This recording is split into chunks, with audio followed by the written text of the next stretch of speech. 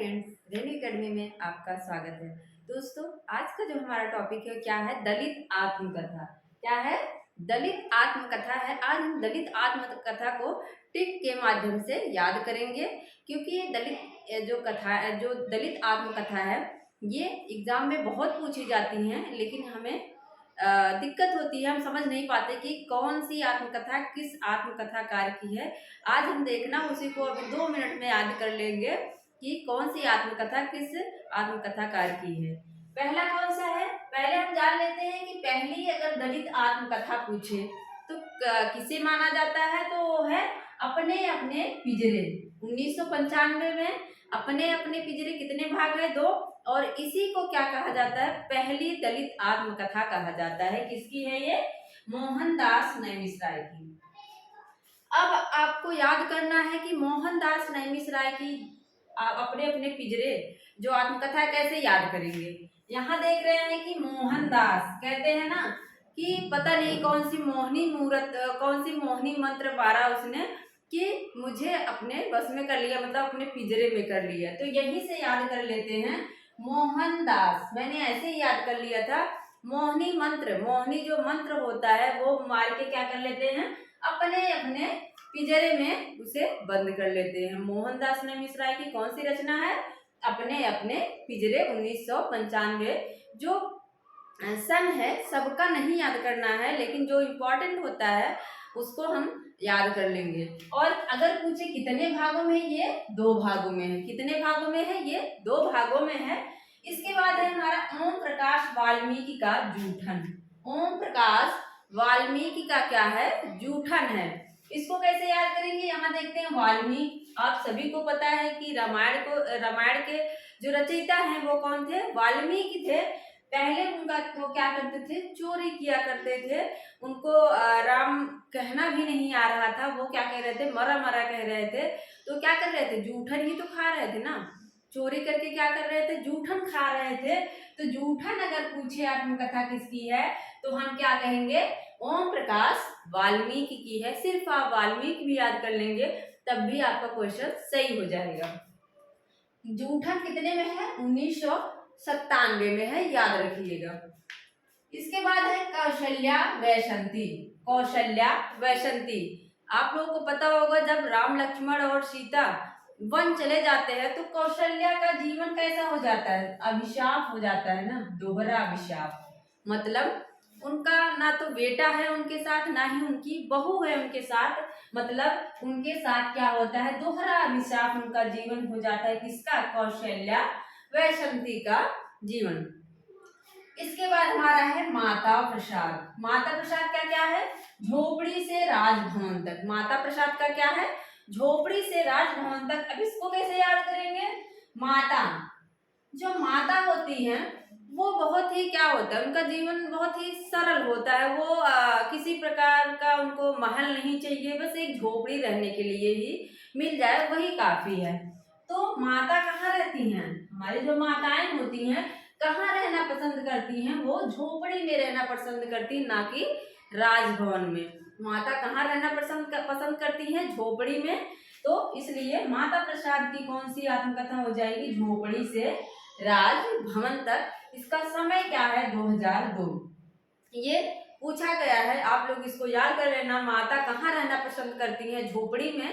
तो माता प्रसाद की कौन सी आत्मकथा हुई? झोपड़ी से राजभवन तक।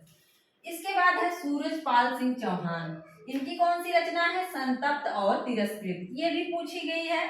सूरज, अब याद रख लेंगे सूरज से।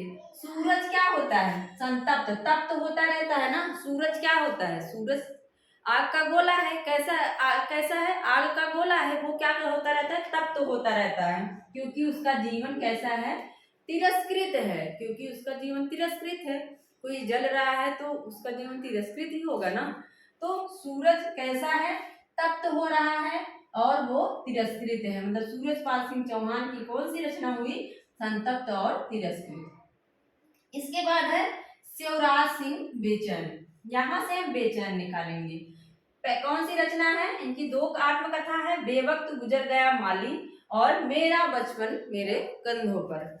बेवक्त गुजर गया माली और मेरा बचपन मेरे कंधों पर। जब हम बेचैन होते हैं तो क्या होता है, वक्त क्या होता है, गुजरता ही नहीं, बेवक्त हो जाता है। जब हम क्या होता है, बेचैन होते हैं, किसी चीज कोई समस्या होती है, कोई चिंता रहती है, तो क्या वक्त गुजरता है, नहीं गुजरता ना, बेवक्त हो जाता है। तो वहीं से याद कर लेंगे, बेवक्त गुजर गया माली।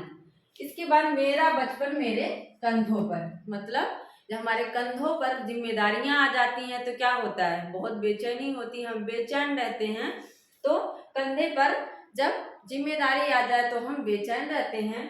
तो मेरा बचपन मेरे कंधों पर, शिवराज सिंह चौहान का। इसके बाद मोस्ट इम्पॉर्टेंट है, मोस्ट इम्पॉर्टेंट जो ये गुरदहिया है, नेट के टेक्स्ट में भी लगा है, नेट के एग्जाम में भी ये लगा है, सिलेबस में है।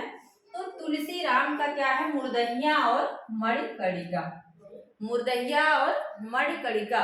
इसको कैसे याद करेंगे, क्योंकि जो बहुत पढ़ लिए हैं उनको तो याद है, लेकिन जो अभी शुरुआत कर रहा है उसके लिए बहुत समस्या होती है रचनाओं को याद करने में। तो मैं उसके लिए बता रही हूँ, राम जो मर जाता है, मुर्दा जिसको बोलते हैं, जो मर जाता है, जहाँ पे मुर्दा जलाया जाता है उसी का जिक्र इसमें है। मेरी जो ट्रिक है यहीं से है कि जो मर जाता है, जब मुर्दा लेके जाते हैं तो राम राम कहते हैं ना, राम नाम सत्य है। क्या कहते हैं, राम नाम सत्य है। कब कहते हैं राम नाम सत्य है, जब मुर्दा लेके जाते हैं।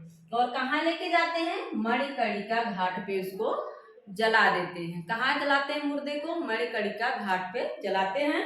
और तुलसी राम, यहीं से याद कर लेंगे, तुलसी राम, तुलसी राम की रचनाएं कौन कौन सी हैं, मुर्दहिया और मणिकर्णिका। ये कितने भागों में है, ये मुर्दहिया जो है 2 भागों में है, पहला खंड मुर्दहिया है, दूसरा क्या है, मणिकर्णिका है। और इसका समय भी देख लीजिए, मुर्दहिया 2010 और मणिकर्णिका जो है 2013 है। मुर्दहिया 10 मुर्दहिया में भी दा आया है और 10 में भी दा है, तो मुर्दहिया का समय पूछे तो हम 2010 ही लगाएंगे। इसके बाद है धर्मवीर। धर्मवीर को आप लोग धर्मवीर भारती मत समझिएगा, क्योंकि धर्मवीर भारती जो अंधा युग वाले हैं वो अलग हैं, और ये जो धर्मवीर हैं ये अलग हैं। इनका क्या है, मेरी पत्नी और भेड़िया, मेरी पत्नी और भेड़िया है। जो धर्मवीर होते हैं, जो धर्मवीर होते हैं वो क्या करते हैं, अपनी पत्नी को भेड़िया से बचाते हैं। जो धर्मवीर होते हैं वो क्या करते हैं, अपनी पत्नी को भेड़िए से बचाते हैं। यहीं से हम याद कर लेंगे। इसके बाद है सुशीला टाक भौरे। सुशीला टाक भौरे का कौन सा है, शिकंजे का दर्द। जो लोग जो लोग सुशील होते हैं वो कोई भी दर्द क्या होता है, वो कुछ भी दर्द से बांटो तो वो समाप्त हो जाता है। जो सुशील लोग होते हैं कोई भी दर्द हो उसको सहन कर ले जाते हैं। तो सुशीला टाक भौरे का कौन सा हो जाएगा, शिकंजे का दर्द। और भी कुछ दलित आत्मकथाएं हैं, लेकिन वो पूछी नहीं जाती हैं, उसको भी आप लोग देख सकते हैं। लेकिन यहाँ से अक्सर जो पूछी जाती हैं आत्मकथा वो मैंने आप लोगों को याद करवा दिया है। आप लोग इसको बार बार देख के याद कर लीजिए, क्योंकि यहाँ से 1 या 2 क्वेश्चन जरूर एग्जाम में रहता है। मेरा पूरा वीडियो देखने के लिए आप लोगों का बहुत बहुत धन्यवाद, और प्लीज़ सब्सक्राइब करें, शेयर करें, लाइक करें। धन्यवाद।